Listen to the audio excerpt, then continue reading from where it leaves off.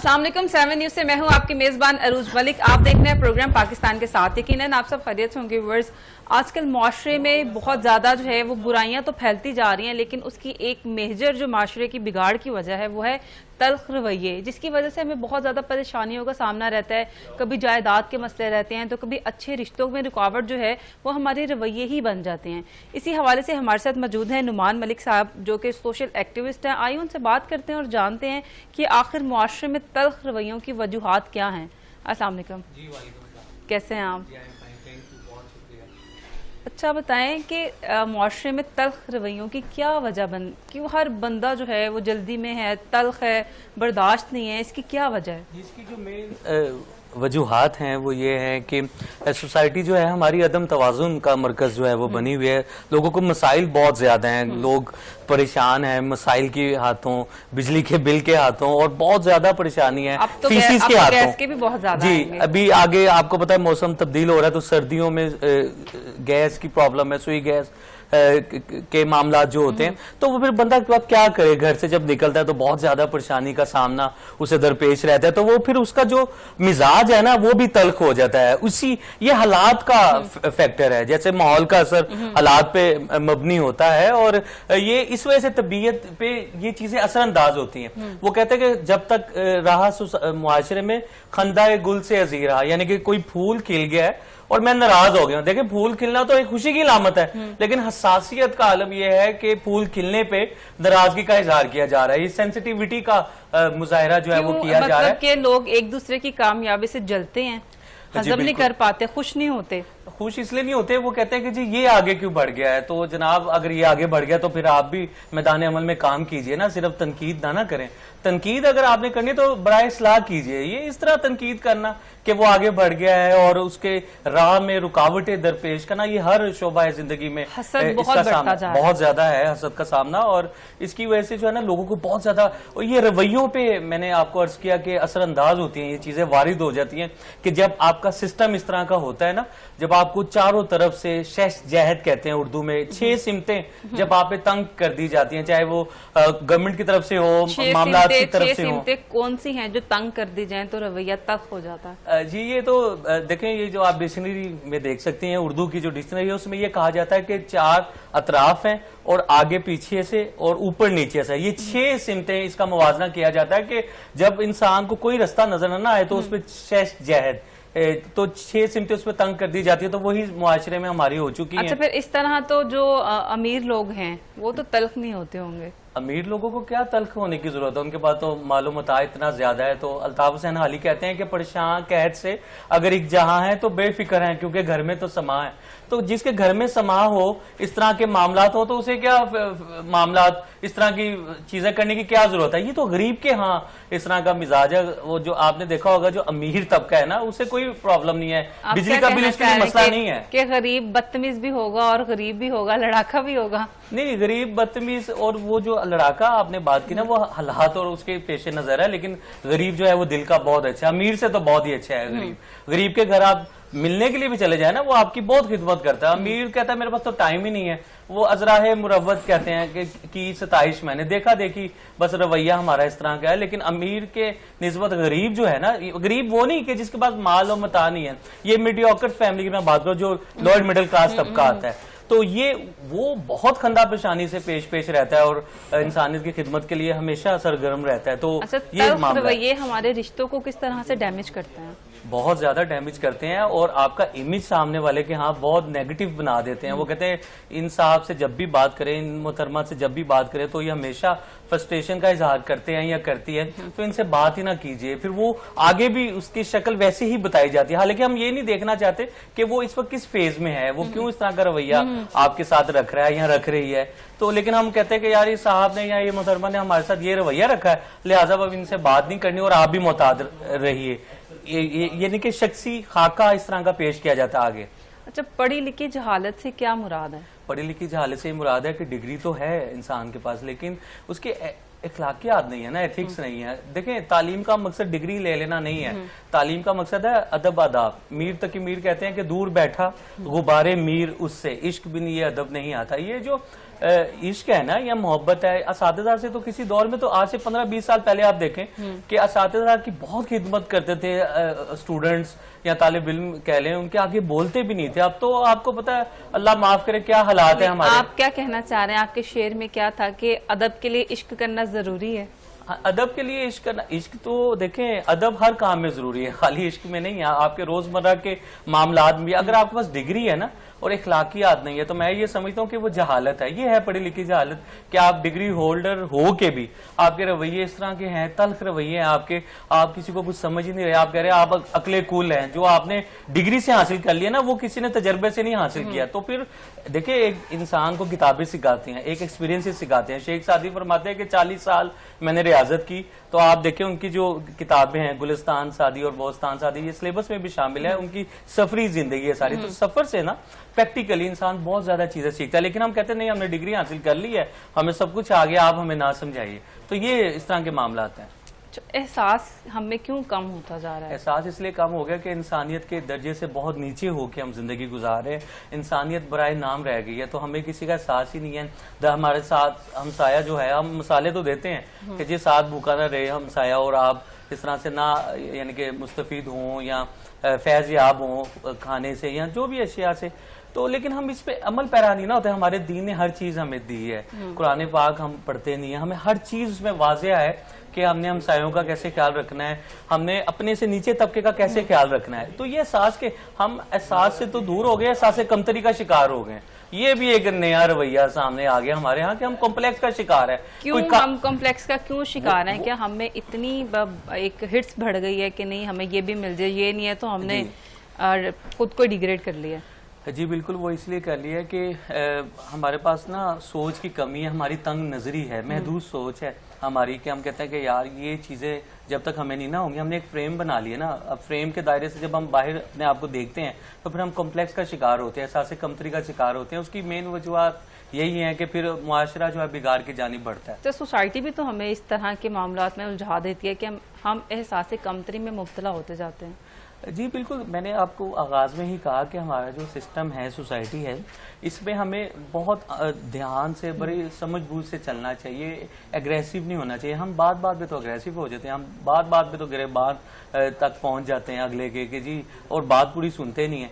तो इस तरह का रवैया जो है ना और इस तरह के जो मामला है, ये एहसास कमतरी की जानिब और इंसान को नेगेटिविटी की जानिब जो है वो लेकर के जाते हैं। बिल्कुल ठीक है। अब हम चलते हैं हमारे दूसरे गेस्ट की तरफ जो कि हसन बिन सादत साहब हैं और इन्वायरमेंट एक्सपर्ट हैं। उनके पास चलते हैं, उनसे जानने की कोशिश करते हैं कि पाकिस्तान में क्योंकि ठंड की आमद है तो किस तरह की जो है वो चेंजिंग जो है मौसमियाती तब्दीली किस तरह से मतवक्का है। और कहा जाता है प्रेडिक्शंस ये आ रही हैं कि ये इस साल में ठंड भी बहुत ज़्यादा पड़ने वाली है। तो चलते हैं हसन साहब की तरफ और उनसे जानने की कोशिश करते हैं। अस्सलाम वालेकुम। जी वालेकुम अस्सलाम अरूज, बहुत बहुत शुक्रिया आपका और खासतौर पर 7 न्यूज़ का बहुत बहुत शुक्रिया कि उन्होंने जो है मुझे बुलाया और इन्वायरमेंट के ऊपर जो है वो मौजू रखा और टॉपिक जो है उस पर हम डिस्कस करेंगे। Environment is very important topic और हम सबका जो है साझा टॉपिक हम कहते हैं क्योंकि everyone is either affecting the environment और environment is affecting everyone. So बड़ी अच्छी बात है कि आपने इस मौजू के ऊपर आज प्रोग्राम रखा है और बिल्कुल बात सही है कि अभी हमने हीट वेव देखी, हमने फ्लड्स देखे और अब जो सर्दियां आ रही हैं वो सर्दियां भी बहुत ज़्यादा सख्त होने वाली हैं। उसके पीछे साइंटिफिक कॉजेज हैं, रीजंस हैं बहुत सारी। मैं बहुत ज़्यादा टेक्निकलिटीज़ पर नहीं जाऊंगा, बट मैं सिर्फ बता देता हूं कि एनवायरमेंटल चेंजेस की जब हम बात करते हैं, क्लाइमेट चेंजेस की हम बात करते हैं, तो एक कंसेप्ट होता है लानीना। लानीना का जो है वो कंसेप्ट ये है कि पैसिफिक ओशन जो है उसकी मूवमेंट जो है उसके हवाले से उसको स्टडी किया जाता है कि एयर के करंट्स, हवा की मूवमेंट और पैसिफिक ओशन समंदर जो है उसकी जो मूवमेंट है उसकी वजह से इस साल जो है टेम्परेचर कम होगा और सर्दी बहुत सख्त होगी। तो ये एक बड़ी अलार्मिंग सिचुएशन बिल्कुल है कि अभी हमने हीट वेव देखी है और फ्लड्स देखे हैं और अब सर्दी जो है वो बहुत सख्त होगी। और सर्दी से पहले तो मैं आपको पता होना चाहिए कि अब अक्टूबर शुरू हो चुका है और नवंबर में हमारे पास स्मोक भी आएगी। तो अनफॉर्चुनेटली हमें स्मोक से भी जो है उसको भी निपटना होगा। Government is doing it's part और हमें एज ए इंडिविजुअल भी अपना रोल प्ले करना है। तो अभी स्मोक भी है और उसके बाद सर्दी भी है, तो अभी इसके इम्तिहान और भी हैं। इंडिविजुअल आपने कहा कि हमें उसमें अपना जो है वो रोल प्ले करना है, स्मोक से कैसे बचा जा सकता है? इस वक्त जो रिसर्चेज आई हैं पिछले कई सालों से हो रही हैं, तो एक चीज़ बड़ा क्लियर कर दूं और अगेन मैं चाहूंगा कि मीडिया पर हाईलाइट करना चला बहुत ज़रूरी है। हमने कहा कि सबसे ज़्यादा स्मोक की कॉज आग, फसलों को आग लगाना है और हमने किसानों को जो है उस पर जुर्माने किए और उस पर हमने बहुत ज़्यादा सख्तियाँ की। अब हमें मालूम हो रहा है कि लाहौर की जो स्मोक है उसका 80% जो है वो ट्रांसपोर्टेशन सेक्टर है उसमें आपके पास बेसिक जो है चीजें, वो मैं रिपीट कर दूंगा अगेन, 3 चीजें हैं जो आपकी स्मोक में बहुत ज्यादा कंट्रीब्यूट कर रही हैं। आपके लाहौर में रिक्शे, आपके लाहौर में चिंची, और उसके बाद मोटरसाइकिल्स। ये 3 चीजें हैं जिनका सबसे ज्यादा इंपैक्ट है एनवायरमेंट पे, क्योंकि इनका जो है धुआं बहुत ज्यादा एनवायरमेंट में सबसे जा रहा है। हमें पब्लिक ट्रांसपोर्ट पे जाना होगा, चाहे वो ऑरेंज लाइन हो, चाहे वो मेट्रो ट्रेन हो, और यहाँ पे हमें पॉलिटिक्स से बाहर निकालना होगा कि किसने बनाई है और क्यों बनाई है। वो आम इंसान के लिए बनाई है। जिसने भी गौ बनाई है वो खुद में सफर नहीं करते, ना वो सफर करेंगे। ये आवाम के लिए बनाई गई, आवाम को सफर करना चाहिए, क्योंकि पूरी दुनिया में ऐसा होता है कि लोग पब्लिक ट्रांसपोर्ट इस्तेमाल करते हैं। आप दुनिया में कहीं चले जाएं, नहीं, अगर रूटी वो नहीं है कि ऑरेंज का या मेट्रो का, तो फिर वहां पे तो चिंची पे ही सवारी जो सवार आपने है वो अच्छी बात की। आपके पास स्पीडो बसेस का है, फीडर सिस्टम चलता है। मैं मानता हूं हर जगह पे बसें नहीं चलती हैं, लेकिन जहां पे बसें चलती हैं हमें प्रमोट करना चाहिए। यहाँ पे तो लोग ये डिबेट करते हैं। मैं आपको बताना चाहूं कि मैं कई दफा सफर करता हूं। मैं पंजाब यूनिवर्सिटी में जब पढ़ाता हूं तो कई दफा मैं लोकल पे आता हूं, इसलिए कि स्टूडेंट्स को बता सकूं कि लोकल ट्रांसपोर्ट सिस्टम हमारा कैसा है। और मैंने कई दफा लोगों को देखा कि वो कहेंगे अगर यहाँ पे ऑरेंज लाइन चल रही है तो वो कहेंगे हमने ऑरेंज लाइन पे सीढ़ियां चढ़ के नहीं जाना, हम चिंची पे बैठ के चले जाएंगे बिकॉज इट सेव्स टाइम। या हमें मैं नहीं चाहना चाहता, लोगों के अंदर ये भी है कि ये बनाने वाले कोई और हैं और हम इस्तेमाल नहीं करेंगे। अनफॉर्चुनेटली जब भी आपने बात की ना इनटॉलरेंस की, इनटॉलरेंस को हमारे अंदर बाकायदा इंकलकेट किया जा रहा है, और उसमें सोशल मीडिया का बहुत बड़ा रोल है हमारी यूथ के अंदर कि आपको इंटॉलरेंट बनाया जाए, अदम बर्दाश्त डेवलप की जाए। और उसमें यह भी है कि हैव और हैव नॉट्स का फर्क, यानी जिनके पास पैसा है और जिनके पास नहीं है, ये रीजन है। लेकिन इसके अलावा सोशल मीडिया की जो एक फैंटेसी लाइफ है, सोशल मीडिया की जो एक आप समझ लें आइडियल लाइफ है, उसकी वजह से भी हमारे पास बहुत ज्यादा अदम बर्दाश्त जो है वो डेवलप हो रहा है। और दूसरा, लोगों के अंदर जो है वो दूसरों को सुनने की, डिफरेंस ऑफ ओपिनियन को बर्दाश्त करने की सलाहियत खत्म हो रही है। हमेशा हम एजुकेशन में बात करते हैं, आओ इत्तफाक राय पे इत्तफाक करें। अब अनफॉर्चुनेटली वो चीज नहीं रही। अगर आपका किसी के खिलाफ होता है तो आप इत्तफाक नहीं करते, और बनिस्बत इत्तफाक नहीं करते, आप उसके खिलाफ हो जाते हैं, और फिर एक आप प्रोपेगेंडा का शिकार हो जाते हैं। अच्छा, आपने कहा कि पब्लिक ट्रांसपोर्ट की तरफ जाएं, रिक्शा और चिंची जो है उससे अवॉइड करें, लेकिन अगर हम उसमें सफर नहीं कर रहे, लेकिन वो चल तो सड़क पे ही रहे हैं, धुआं तो फिर भी आ रहा है, तो स्मोक तो इफेक्ट कर रही है, तो हमें करना क्या है? आपको देखें, 2 चीजें इसमें, गवर्नमेंट का पॉलिसी का भी रोल है और इंडिविजुअल पॉलिसी का भी रोल है। मैं एक बात करूं चिंची के हवाले से, बहन, चिंची से ज्यादा गैर महफूज तो सवारी नहीं है। मैं हैरान होता हूं कि आप देखें कितने एक्सीडेंट्स होते हैं चिंची के। और उसके बाद मैं बात कर रहा हूं बड़ा ओपनली, मेरे स्टूडेंट्स बैठते हैं, मैं कहता हूं आप मुझे बताएं, रात को चिंची पे आप बैठे हैं और पीछे बैठे हुए हैं, सारी आने वाली कारों की लाइटें आपके मुंह के ऊपर, सब बाइक्स की लाइटें आपके मुंह के ऊपर हैं। यानी कोई मजबूरी है, किसी टाउन में आपने जाना है तो समझ आती है कि जी वहां पे नहीं है। लेकिन अगर आप हाईवेज के ऊपर, जहां पे रूट्स भी चलते हैं, लोग सफर नहीं करते मेट्रो पे या ऑरेंज लाइन पे, तो ये लोगों को सफर करना चाहिए, हमें रोकना है। और गवर्नमेंट को भी ये देखना चाहिए कि सिर्फ और सिर्फ जहां पे कोई अंदरून गलियां हैं या मोहल्ले हैं या टाउन्स हैं, वहां पे अलाउ करें, इनको मेन रोड पे हटा देना चाहिए बिल्कुल, जहां पे ट्रैफिक आपके पास। ये भी तो चल रहा है ना कि वो जो धुआं वगैरह है वो उससे फ्री और कंट्रोल की एक मुहिम जो चल रही है, तो उससे कोई स्मोक में फर्क नहीं पड़ेगा। ग्रीनरी जो है उसको बहुत ज्यादा लगाया जा रहा है कि इस बार जो है स्मोक को कंट्रोल किया जाए, तो आपका क्या ख्याल है कि हम नहीं कर सर? सब पंजाब गवर्नमेंट का बहुत अच्छा इनिशिएटिव है, बहुत अच्छा काम गवर्नमेंट कर रही है। सुथरा पंजाब पे बहुत अच्छा काम हो रहा है। ईपीए ने जो काम शुरू किया है वो टेस्टिंग के ऊपर शुरू किया है, व्हीकल टेस्टिंग जो है, बहुत अच्छा इनिशिएटिव है कि जो भी धुआं देने वाली कारें होंगी उनको जुर्माना होगा। वो अच्छी बात है, लेकिन बताना चाह रहा हूं मैं आपको कि ये सारे कंज्यूमर बेस हैं। आपके जो स्टिकर लग रहे हैं वो कारों पे लग रहे हैं। मैंने देखा कि चिंची वाले जाके लगवा रहे हो, या इवन रिक्शे वाले, मतलब कहना तो चाहिए उनको भी लगवाने चाहिए। अनफॉर्चुनेटली बात यह है कि वो इतना ज्यादा हमारे माशरे में फैल चुके हैं। और ये भी बता दूं आपको, हम आज चिंची की बात इसलिए करते हैं कि 15 साल 20 साल पहले कोई चिंची नहीं थी हमारे पास, ये तो अभी हमारे पास आई है। आप देखें, उससे पहले आप पूछने वाला, मेरे वालिदैन बताते हैं कि यहाँ पे जीटीएस बस होती थी, गवर्नमेंट ट्रांसपोर्ट सर्विस होती थी। अब किसी से पूछने, या आपके पास लाहौर में डबल डेकर चलती थी, बहुत पुरानी बात कर रहा हूं, तो हमारे पास गवर्नमेंट का ट्रांसपोर्ट सिस्टम बहुत बेहतर था। और किसी भी आप अच्छे डेवलप मुल्क में चले जाएं, वहां चिंचियां नहीं चलती, अनफॉर्चुनेटली हमारे यहाँ चलती है। तो इसका आप रिक्शा, मैं रिक्शे के खिलाफ नहीं हूं, रिक्शे को आप 4 स्ट्रोक पे ले आए, रिक्शे को आप, वो फिर भी सेफ है, एक कैबिन के अंदर आप बैठे होते हैं, उसमें आप चले जाएं अच्छी उस पे। चिंची तो कहीं से भी सेफ नहीं है। अच्छा, इसमें कोई हकीकत नहीं है कि हमें तो यही पता था कि जी हम साया मुल्क जो है वो वेस्टेज को आग लगाता है तो वहां से जो है स्मोक आना शुरू होती है, तो इस तरह का कोई सीन नहीं होगा इस बार? Air is a shared resource. आप एक कमरे में बैठे हैं और अगर एक बंदा सिगरेट पीता है तो उस कमरे में बैठने वाले सब मुतासिर होते हैं। तो ये बिल्कुल इसका इंपैक्ट है कि जब हवा चलती है इंडिया की तरफ से, तो वहां अगर फसलों को आग लगती है तो उसका इंपैक्ट हमारे पे आता है।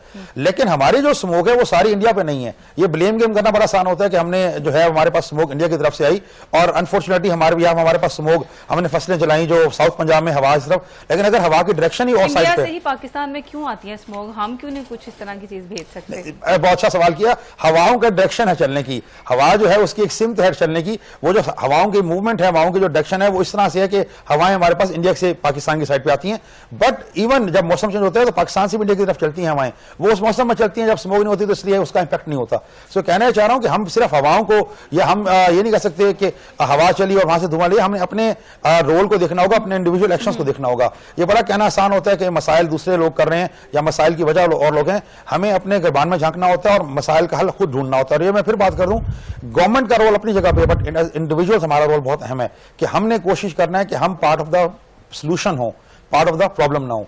बिल्कुल ठीक है। नुमान साहब के पास चलते हैं। नुमान साहब ये बताइएगा कि अच्छे रिश्तों की तलाश में, बेटी बूढ़ी हो रही है, लड़का जो है वो भी ओवर एज होता जा रहा है, तो आखिर अच्छा रिश्ता होता क्या है और क्यों हम इंतजार करते रहते हैं? अच्छा रिश्ता तो अच्छा ही होता है, ये तो सीधी सी बात है, लेकिन हमने उसका जो मेयार है ना, जो माइंड सेट है, वो बहुत अप कर दिया है कि जी वो वही ना, माइंडसेट में और अच्छा रिश्ता में क्या फर्क है? जी माइंडसेट ये है कि हम सोसाइटी को खातिर खा लेकर के आए हैं कि सोसाइटी में जो चमक धमक है और ये जो नवाजरात मरात हैं, जो चीज़ें हैं, जो आसाइशें हैं, यानी कि डिफेंस में घर हो, अच्छा कमाता हो और गाड़ी भी हो, तो फिर हम अपने बेटे की या बेटी की शादी डिफेंस करेंगे। में घर ना हो तो शादी नहीं करनी। नहीं, वो माइंडसेट है ना, मैं माइंडसेट की बात कर रहा हूँ। तो शादी तो वो आप देख लें, इसकी शरह कितनी बढ़ गई है, आप इसकी रिपोर्ट देख लीजिए।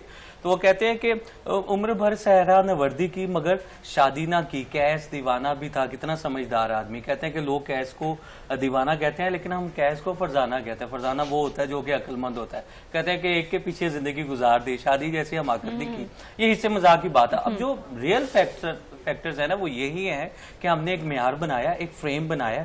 फ्रेम में जब हमें सामने वाला नजर नहीं आया, हम वेट एंड सी में रहे कि जी अच्छा हम कोई और रिश्ता देखते हैं। वो ज्यादा रिश्तों की तलाश में ना, ये साइकोलॉजिकल असरात बड़े मुरतब होते हैं इस पे, खासतौर पर फीमेल्स के यहाँ, कि जी वो आते हैं रिश्ते वाले और वो जी चाय सर्व करे और उनमें बैठे बातचीत करे, फिर बाद में जब वो आपके मेयार का नहीं होता तो वो नहीं करते रिश्ता, तो वो उसके जहन पे क्या गुजरती होगी। मेरी भी सिस्टर्स हैं, देखे हमने भी शादी की है उनकी, तो हमें ये चीजें हमने भी फेस की हैं, लेकिन हमने ये मेयार सेट नहीं किया कि जी बहुत ज्यादा अमीर हो तो हम रिश्ता करेंगे। नहीं, अच्छा कमाता हो, रीजनेबल वे उसकी हो और अपना घर हो और इज्जत के साथ जिंदगी गुजारता, तो रिश्ता कर देना चाहिए। क्या मेयारात सेट कर दिए उसकी बिना पे आप देख रहे हैं कि कितने मामला रिश्ता करते हुए किन चीजों को मद्देनजर रखना चाहिए? तो आप कह रहे हैं कि डिफेंस में घर ना भी हो तो चलेगा। उस पर यह है कि अच्छी सीरत हो, पढ़ा लिखा हो, शरीफ हो, और इसके तहकीक आप कर लीजिए। यहाँ तो पहले रिश्ता करते हैं, जब सारा कुछ मामला डन कर लेते, बाद में कहते हैं मुंडा दे कुड़ी है जी सन।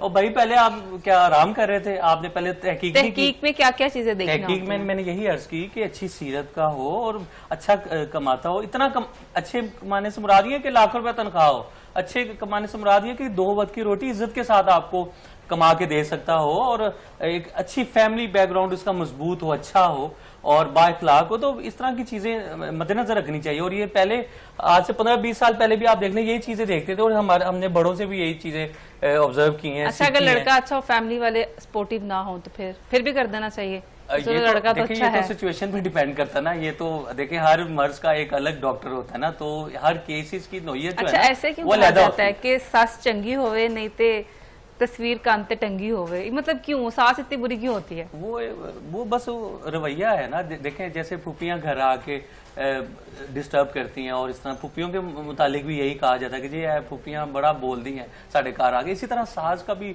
जो नजरिया है वो यही पेश किया जाता है हमारे यहाँ। आपको नहीं लगता कि यहाँ पे ये अब क्योंकि जमाना बदलता जा रहा है, आवाम जो है वो बहुत ज्यादा अवेयर होती जा रही है, वेल एजुकेटेड होती जा रही है, तो क्या अभी भी ये मसले हैं कि फूफो का या सास का? बिल्कुल है, ये मसले बहुत ज्यादा हैं। और मैंने वही आपसे अर्ज किया है, ये पढ़ी लिखी जहालत ही है कि आप ये चीजें जब इस तरह की सोसाइटी में पेश करेंगे ना, तो जिसने शादी करनी है ना वो भी रुक जाएगा।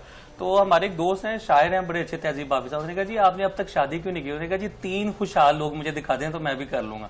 तो ये वही माइंड सेट है ना कि जी वो उनके खुशहाली का माइंड उन्होंने कोई बना के रखा होगा। जब तक वो उस पैरामीटर्स पे सामने वाला नजर नहीं आ रहा तो वो नहीं उन्होंने ये। अच्छा, एक मुआशरे में मैंने और चीज ये खुद जो है वो देखी है कि बेटा पहले जैसा मर्जी हो, खाने को है नहीं है, पहनने को है नहीं है, बेटा बहुत अच्छा चल रहा है।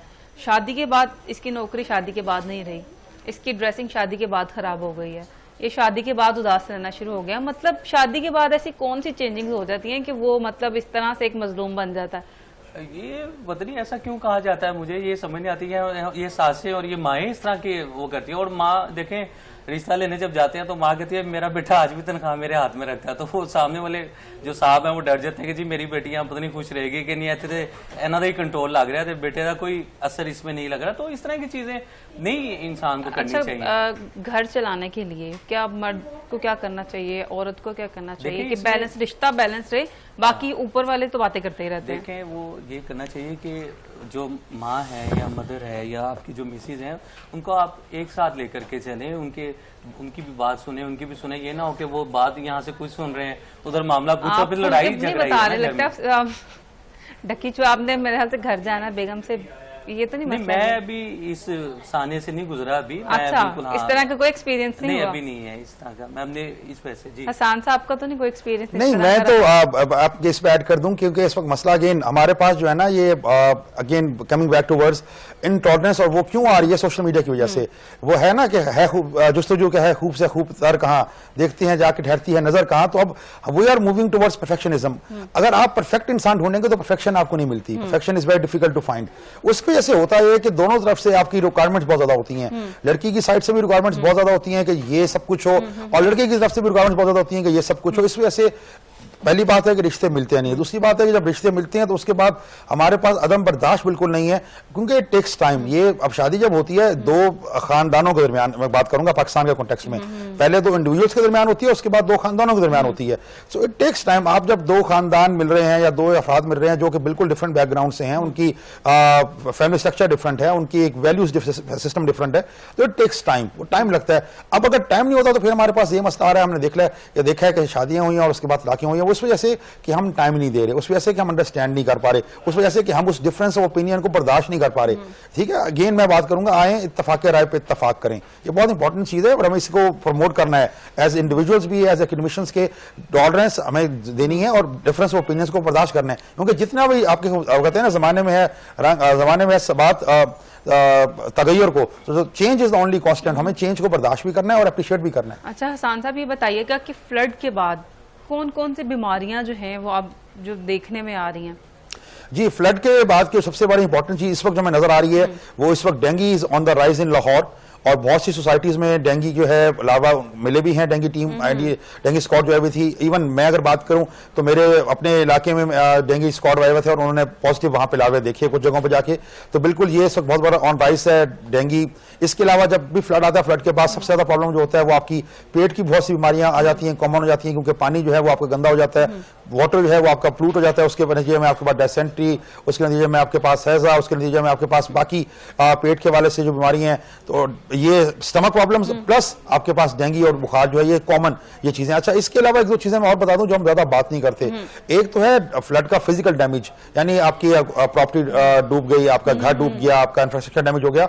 एक इसका साइकोलॉजिकल डैमेज होता है, जो लोग बेघर होते हैं, जो लोगों को अपने घर बाहर को छोड़ के बैठना पड़ता है बंद पे आके, वो जो आपका ट्रॉमा है, वो जो साइकोलॉजिकल टेंशन है आपके ऊपर, फिर जो बच्चे स्कूलों से उनका स्कूल पानी में बह गए, उसके बाद जो बच्ची हैं वो बेघर होकर बैठ गई, वालिदैन के ऊपर जो टेंशन है, तो ये अच्छा खासा ट्रॉमा है, इस पे हम बात नहीं करते। ये भी एक बहुत बड़ा इशू है, इसको भी हमें हाईलाइट करना चाहिए कि फ्लड के साइकोलॉजिकल इफेक्ट्स भी हैं। उसका एक साइकोलॉजिकल मेंटल हेल्थ के ऊपर बहुत बड़ा इशू है। Mental health is a big issue जिस पर नॉर्मल बात नहीं करती, तो ये भी फ्लड के हवाले से बीमारियों के बारे में बात करेंगे। मेंटल हेल्थ इशू भी बहुत बड़ा एक कॉज है और बहुत बड़ा चीज है जिसको एड्रेस नहीं किया जाता, तो हमें यहाँ पे कोशिश करनी चाहिए। मुझे अगेन मैं अप्रिशिएट करूंगा इस तरह के प्रोग्राम्स में ये चीजें हाईलाइट होती हैं और लोगों को अवेयरनेस मिलती है कि ये भी मसाइल हैं और हमें इन मसाइल के ऊपर भी काम करने की जरूरत है। बिल्कुल ठीक है। नुमान साहब, ये बताइएगा कि जायदाद की जो तकसीम है उसका क्या सूरत हाल चल रही है? लोग अपना जो जायदाद का हिस्सा है, बेटा और बेटी में फर्क क्यों करते हैं? जो इस्लाम के मुताबिक है वैसे क्यों नहीं हिस्सा दिया जाता? देखिए, मैं सबसे पहले आपको खराज तहसीन पेश करता हूँ कि आप बहुत अच्छे क्वेश्चंस कर रही हैं, सोसाइटी बेस्ड आप माशाल्लाह क्वेश्चंस कर रही हैं जिनका हमें रोजमर्रा की जिंदगी में जो है वो सामना है। ये जायदाद का जो मामला है ना, वो इसलिए है कि जो माँ बाप होते हैं या भाई होते हैं ना, वो कहते हैं कि हमने अपनी बहन की जिम्मेदारी अदा कर दी है, इसकी शादी कर दी है, तो लिहाजा अब इस प्रॉपर्टी में ना इसके कोई भी अब इसका हक नहीं है कि अब अपने घर जाए और हमने अपना फर्ज अदा कर दिया। हालांकि ऐसा नहीं है। इस्लाम ने जो हिस्सा मुख्तस किया है ना जायदाद से औरत का या बेटी का, वो उसे मिलना चाहिए। तो इसकी जो आप अव्वलीन तरजीह कह लें या गवाह कह लें, वो मैं खुद हूँ। इसका मैंने खुद एक्सपीरियंस किया। मेरे पेरेंट्स की बहुत अर्ली डेथ हो गई, तो हमारा भाई घर था, तो उन्होंने कहा जी हम आपको हिस्सा नहीं देंगे। मैंने कोर्ट से स्टे लेके, तो मैं ये आपके चैनल के तवज्जुह से ये बताना चाहता हूँ कि आज भी इस तरह के लोग हैं कि जो जायदाद से, प्रॉपर्टी से हिस्सा देते हैं बहनों को। तो मैंने तो अल्हम्दुलिल्लाह तमाम सिस्टर्स को, अपनी मेरी 5 सिस्टर्स हैं, मैंने सबको हिस्सा दिया प्रॉपर्टी से अल्हम्दुलिल्लाह। और मैंने जो प्रॉपर्टी, जो मेरा हिस्सा बनता था मेरे बड़े भाई का, उससे मिल के हमने जो है वो फिर घर लिया। तो इसकी वजह यह है कि हमने नहीं ये कहा देखें 5-10 लाख कितने भी लाख हैं वो आपने रख के क्या करना, अपनी जिंदगी पे बोझ ही रखना ना। इसका भी हमसे जवाब तलब होगा। ये घड़ी मैशर की है, तू अरसाए मैशर में है, पेश कर गाफिल अमल तू अगर दफ्तर में। अल्लामा इकबाल रहमतुल्लाह अलैह। तो बात यह है कि हमने तो हर चीज का जवाब देना, लेकिन हम अफसोस आखिरत को भुला बैठे। हमने दुनिया को ही हर चीज समझ ली कि जी बस यही जिंदगी है और खुदा ना खासा नाउज बिल्ला बस हम यहीं पे जिएंगे और खत्म हो जाएंगे। ऐसा नहीं है। हमने इसके बाद जो है, इसकी अबदी जिंदगी जो है ना, इस पे उसका जवाब भी देना। तो इसलिए जायदाद से जो है वो प्रॉपर हिस्सा देना चाहिए। मैं तो यही चाहता हूँ, और मैं शोज में भी जब जाता हूँ, पॉडकास्ट में भी जाता हूँ, यही हम टॉपिक भी इस पे भी डिस्कस करते हैं कि जरूर देना चाहिए। ये नहीं कि जब हमने शादी कर दी तो बस आपका इस प्रॉपर्टी में कोई हिस्सा नहीं है। बिल्कुल है। जो बेटी, अच्छा, जो बेटे पेरेंट्स के को भी राइट्स कह हैं, देते हैं, वही बेटी को बिल्कुल अदम तवज्जो का मरकज नहीं बनाना चाहिए पेरेंट्स को कि जी भाई घर आया तो बेटी को कहा जाता है जी आप पानी पिलाएं। वो भाई खुद भी तो पी सकता है, तो वो बहन ही उसका करे। वो बहन बेचारी कितना को करे।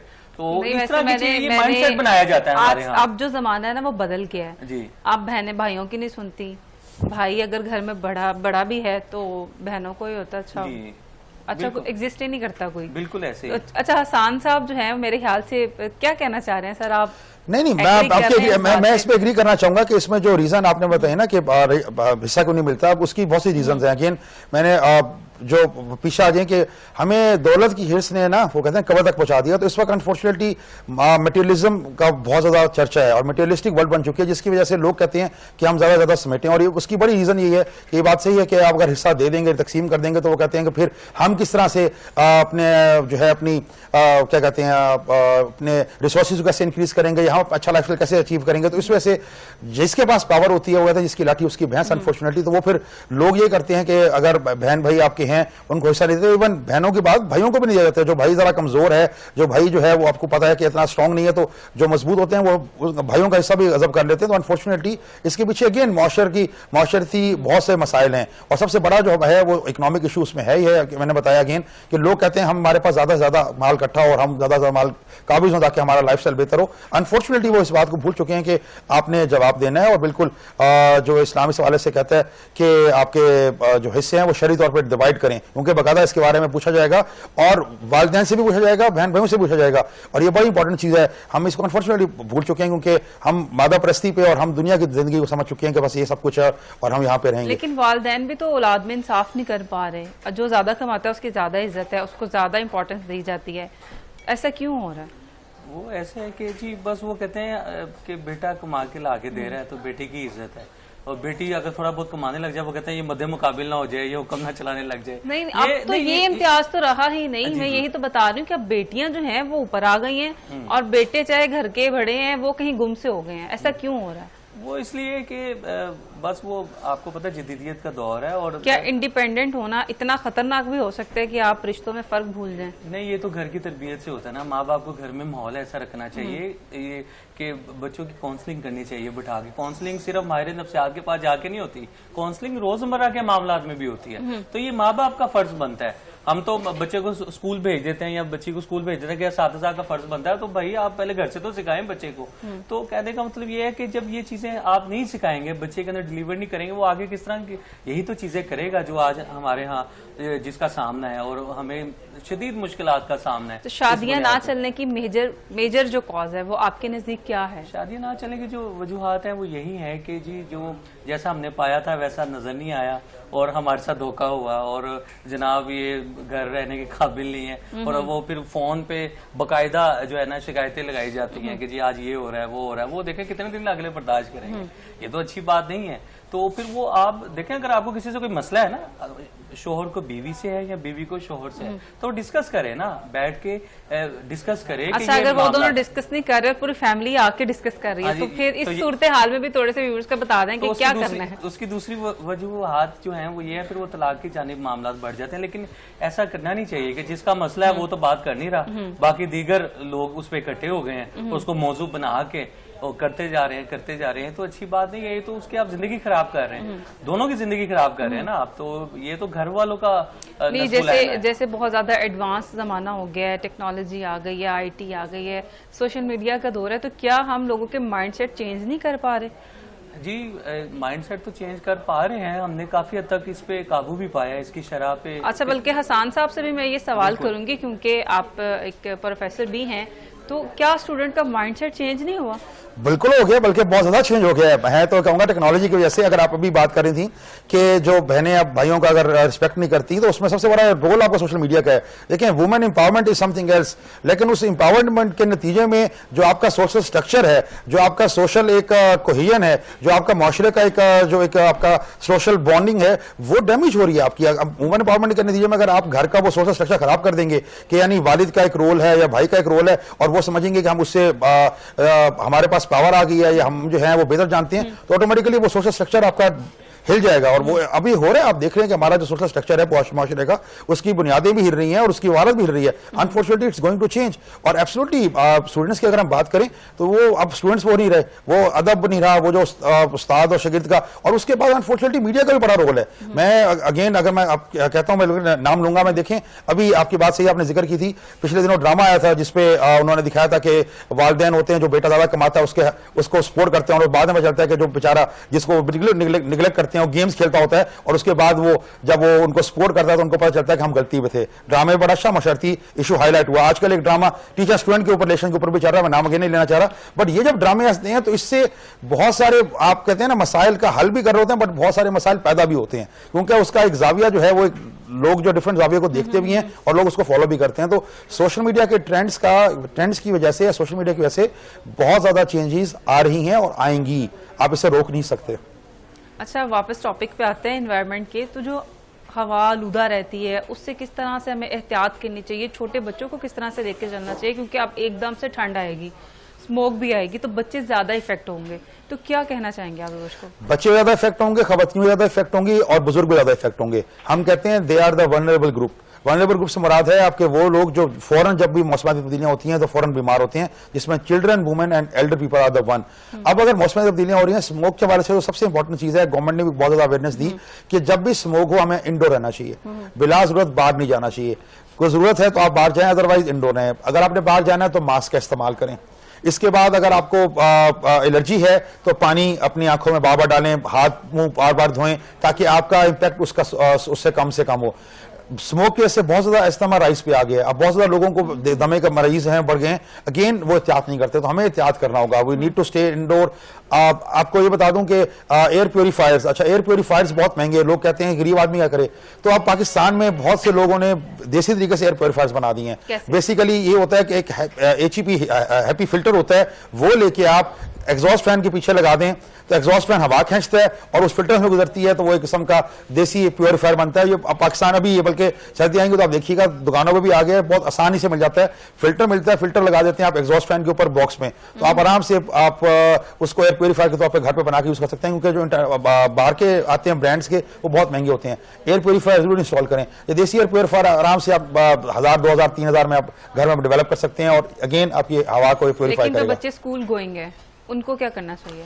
उनको मास्क पहनना चाहिए। सबसे इंपॉर्टेंट चीज ये है, मास्क पहनना चाहिए। गवर्नमेंट तो बाकायदा छुट्टियां भी दे देती है स्मोक की, और स्मोक के हवाले से प्रिकॉशंस भी करती है कि जब स्मोक की एपिसोड बहुत ज्यादा होती है तो उन दिनों में तो कोशिश करें जब गवर्नमेंट छुट्टियां दे तो छुट्टियां, और छुट्टियों वाला होता है छुट्टियां घर में रहें। छुट्टियों वाला ये नहीं होता कि हम उसको मजीद बाहर निकालते हैं, आउटिंग कर रहे होते हैं। और कुछ ये कि बच्चे क्रिकेट खेल रहे होते हैं स्मोक में। मैं हैरान होता हूं कि मतलब वो सिर्फ स्कूल जाने से बच्चे मुतासिर होते हैं। हाँ, तो अनफॉर्चुनेटली ये बड़ी गेम बात है ना, हमें अवेयरनेस देने की जरूरत है। अवेयरनेस का बहुत ज्यादा फुकतान है कि अगर किसी चीज के हवाले से छुट्टियां दी हैं तो वो आप परहेज करें, बनिस्बत ये नहीं कि आप अपना एक्सपोजर उसको मजीद अपने आप को एक्सपोज करें और मजीद बीमार हो जाएं। अच्छा, स्मोक की तो बात हमने कर ली, क्या फोक के लिए भी हमें कुछ एहतियात की जरूरत होती है? वो भी क्या हमें डैमेज करती है?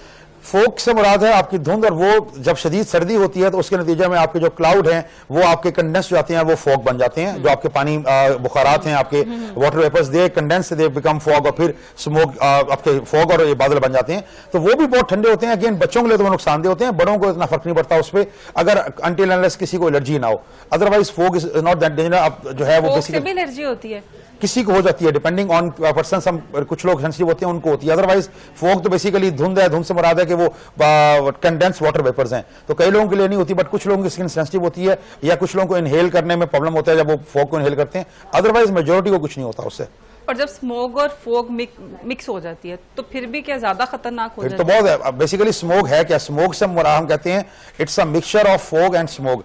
धुएं और धुंध का जो मुरक्कब है, धुएं और धुंध से जो बनता है उसे हम कहते हैं स्मोक। तो ये दोनों मिलकर आपस में बनाते हैं, और स्मोक जो है वो तो बहुत खतरनाक है। वो तो मैंने आपको बताया कि आपकी आईज को डैमेज करती है, आपके नोज को डैमेज करती है, आपकी स्किन को डैमेज करती है, आपके लंग्स को डैमेज करती है। तो स्मोक तो मल्टी वेरिएट है।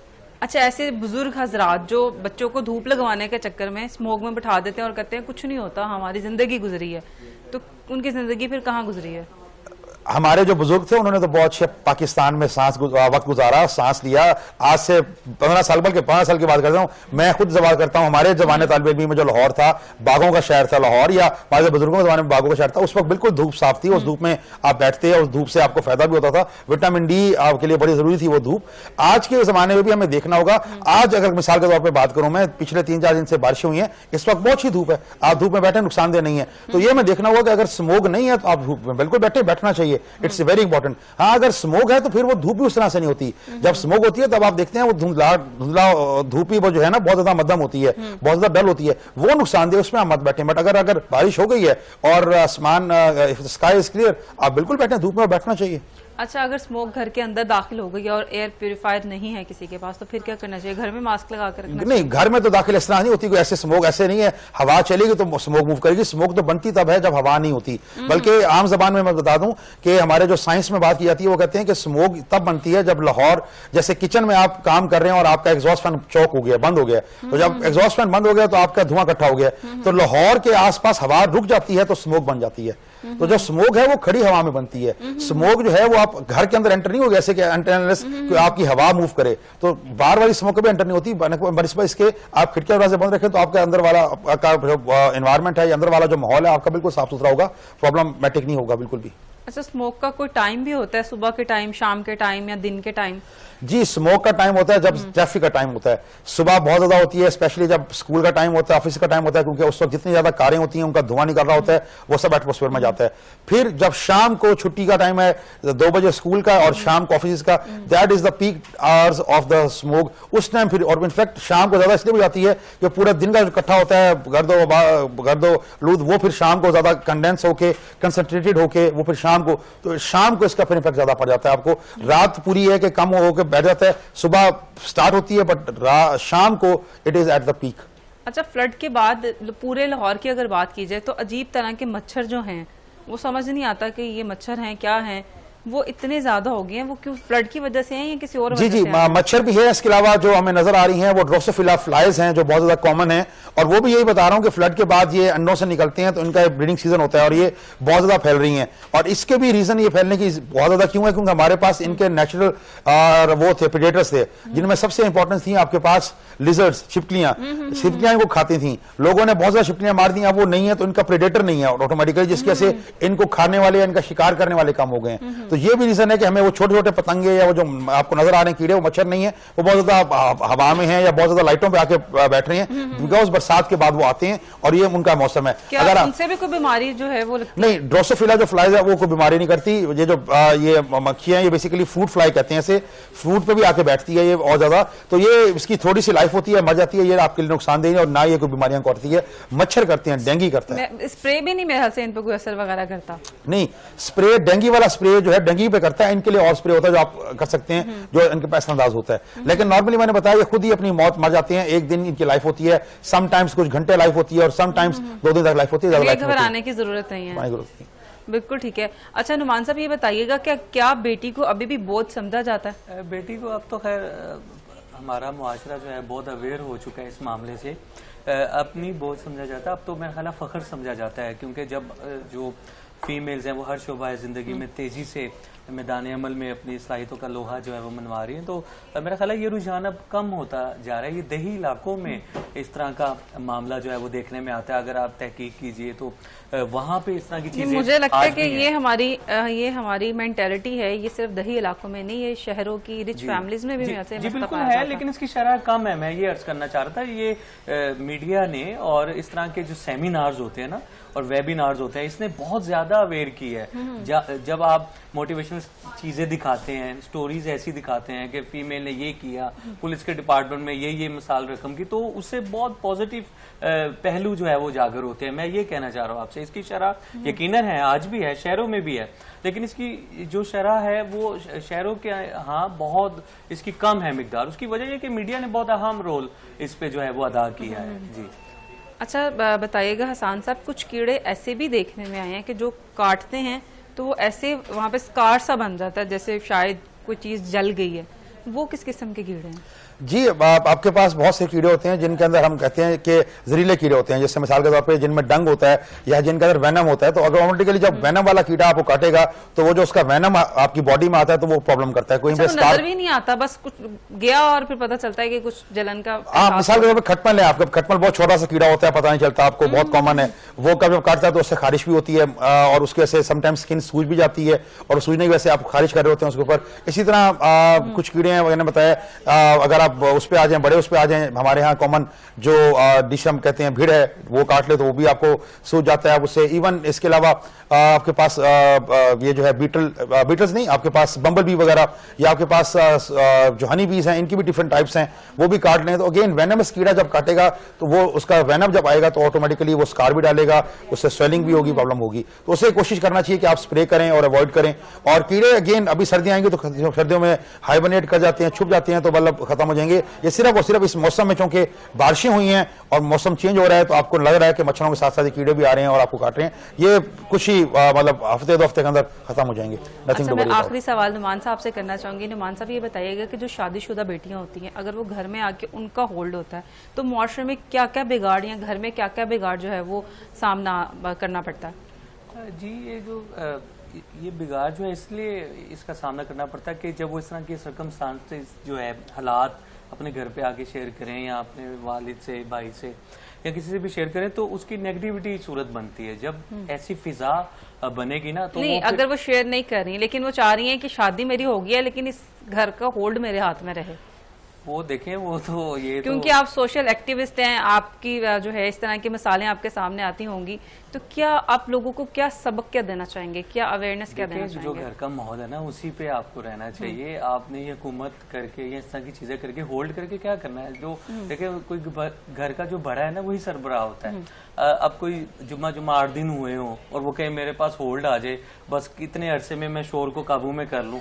और इस तरह मैंने बहू की बात नहीं की, मैंने शादीशुदा बेटियां जो शादी होकर चली गई है लेकिन वो जब अपने घर में आती हैं तो मेहमानों की तरह नहीं आती, वो बल्कि मुस्तकिल फर्द की तरह आती हैं और वो चाहती हैं कि ये काम भी मेरी मर्जी से हो, तो वहां पे बहू की क्या स्पेस रह जाती है? देखें, वो तो ये है कि वो उनकी तो शादी होगी ना, वो तो उनको अपने घर की ये माइंड सेट है। ये मैं आपको बताऊं, ये जो माइंड सेट है ना कि मेरा घर है और मेरे मुताबिक ही इसमें मेरा होल्ड रहे, तो ये ऐसा नहीं होना चाहिए। वो जो अब आपका उस घर से नहीं है, अब आप दूसरे घर पे हैं, तो आप वहाँ पे उस पर नजरसानी करें, उन मामला को ठीक करें। अगर वहाँ पे इस तरह की बेगार, इसमें कितनी सच्चाई है कि सास पे जो जुल्म हुए होते हैं वो सब कुछ अपनी बहू पे इम्प्लीमेंट? बिल्कुल सच्चाई है इसमें, मैं समझता हूँ 100% सच्चाई है। अभी भी सच्चाई है, अब तो बिल्कुल। ये फीमेल देखें, ये सास के साथ जो मामला हुए होते हैं ना, वो कहते हैं उनमें ये मकफाते अमल है ना, फिर वो आगे करती है। ये अग्रेसिव की एक सूरत है जो जिसकी बात हमने आगाज में की ना, ये जो रवैया है, तल्ख रवैया। तो अगर कोई हमें थप्पड़ मारता है ना तो हम उसको एक वक्त तक तो बर्दाश्त करते हैं, लेकिन वक्त आने पे हम भी कोई कसर नहीं छोड़ते। तो हमारे अंदर जो है ना बुर्दबारी जिसे कहते हैं, टॉलरेंस होनी चाहिए। वो माजरत के साथ है नहीं, जो कहते हैं हमारे साथ हुआ वो हम अगले के साथ भी करेंगे। अच्छा, बर्दाश्त किस हद तक करना चाहिए? बर्दाश्त एक हद तक बिल्कुल करनी चाहिए, इसकी भी एक लिमिटेशन है। अब बहुत ज्यादा बर्दाश्त ना करे, अगला जुल्म ही करता रहे। एक हद तक, जैसे खामोश भी कहते हैं ना, एक वक्त तक ना रहें, उसके बाद ना रहें खामोश। अगर जुल्म हो रहा है ना और आप खामोश रह रहे हैं तो जुल्म तो बढ़ता रहेगा। आपने एक हद तक जो है वो उसको बर्दाश्त करना है, उसकी लिमिटेशंस हैं। जब आप देखते हैं कि पानी सर से गुजर रहा है, फिर आप मैदान अमल में उठ खड़े हों और एक्शन लीजिए। बिल्कुल ठीक है, बहुत शुक्रिया नुमान साहब आपका, बहुत शुक्रिया हसन मैं साहब कुछ ऐड आपका। करूं? जी जी मुझे आपने कहा ना, मैं हमेशा कहता हूँ 2 चीजें हैं, ना भूल कर किसी से करो सलूक ऐसा जो तुमसे कोई करता तुम्हें नागवार होता। सो ये मेरा मैसेज है सबके लिए कि आप किसी से भूल के ऐसा सलूक ना करें कि अगर आपसे कोई करता आप पे नागवार होता। हमेशा मैं कहता हूं there are always 2 things, either you are part of a problem और you are part of a solution. या आप मसले का हिस्सा हैं या आप मसले के हल का हिस्सा हैं। And remember, if you are not part of the solution तो unfortunately you are part of the problem.